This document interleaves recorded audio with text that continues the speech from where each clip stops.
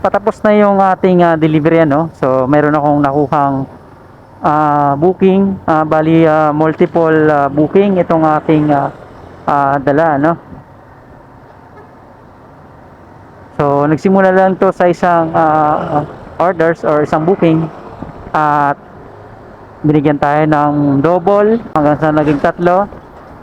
At nung na-drop ko na yung isang delivery, so binigyan pa tayo ulit ng another isa. Kaya naging apat na.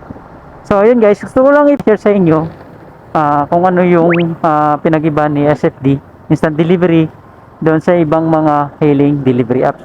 Sa SFD Instant Delivery guys ay mayroong sure booking. Basta alamin mo lang kung saan yung location ng seller.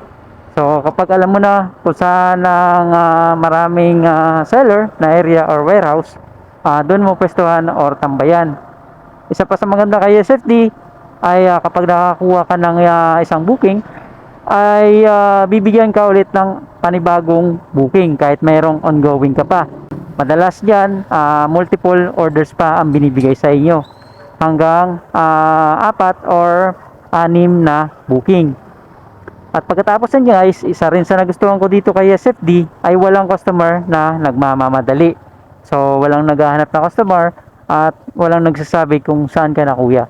Isa pa sa nagustuhan ko dito kay SFD ay merong incentive guys na hindi ganun kahirap ma-hit or hindi ganun kahirap makakuha. Kapag na-hit mo yan guys, kinabukasan ay papasok yan sa inyong driver wallet. So ang total lang naman ito is 110 pesos. So hindi siya ganun ka hirap ma-hit. Kailangan mo lang ma-maintain yung 50% na completion rate. So ganun lang siya guys. At maganda rin dito kay SFD guys is nagustuhan ko dito ay wala siyang commission fee. Yes guys, legit po ito na walang commission fee.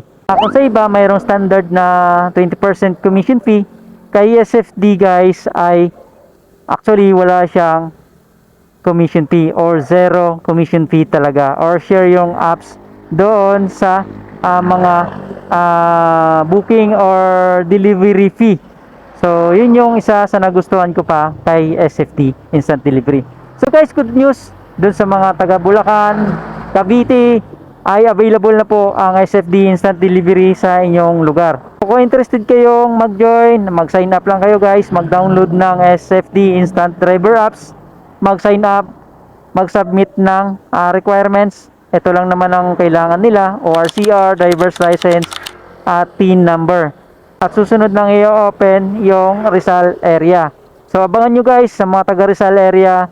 So kung interested kayo mag-join, ay pwede na kayong mag-apply sa SFD Instant Delivery. So yun naman guys, salamat sa inyong suporta at ingat po kayo.